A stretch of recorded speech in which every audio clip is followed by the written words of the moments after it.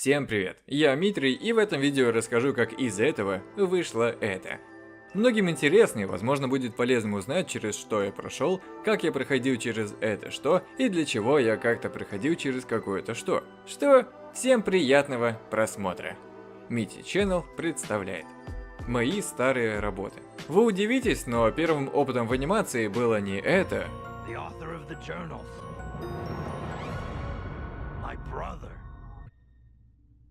и даже не это, а бегающие кубики в презентации PowerPoint. Этому нас научили в школе на уроках информатики. Зачем? Ну, потому что кибербезопасность, написание сайтов, создание игр — это слишком просто. Go делать мультики в PowerPoint! Яху! Показали, научили и дали домашку. На следующем занятии одноклассники показывали коротенькие анимации с корабликами и самолетами. Я же притащил кучу мультов, которые, конечно же, у меня потерялись. И знаете, было даже неловко говорить, что я настолько задрот, что убил ради этого несколько своих вечеров. Я так сильно увлекся, что трудно было остановиться. Лайк, если хотите тутор по созданию анимации в PowerPoint. После этого я попал в киноиндустрию. Windows. Это такая программа для слайд-шоу, в которой можно склеивать фотки, выбирать время показа и экспортировать все это в видео. Я рисовал персонажей на полупрозрачной бумаге, сканировал их, закидывал сюда, и вот что выходило. Почти как в старом Диснее. Я понял, что это ужас как сложно, потому что на коротенькую анимацию с солнцем ушло примерно 1 000 000 листов. Каждый раз перерисовывать было трудоемко. Все-таки я задрот, но не настолько.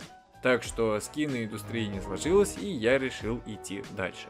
Я перекапывал весь интернет, искал, где можно делать анимации, но все равно что-то не то. И вот случайным образом я нахожу программу с очень длинным названием Adobe Flash Pro CS3. И это было шикарно. И под шикарно я подразумеваю не «Вау, искусственный интеллект научился делать автоматический липсинг», а «Вау, можно создавать анимацию движения и рисовать на слоях, видеть предыдущие кадры и что? Анимация формы?» Божечки. Моему восторгу не было предела, и я тут же начал придумывать мультфильмы. Первым был «Типичный день пловца».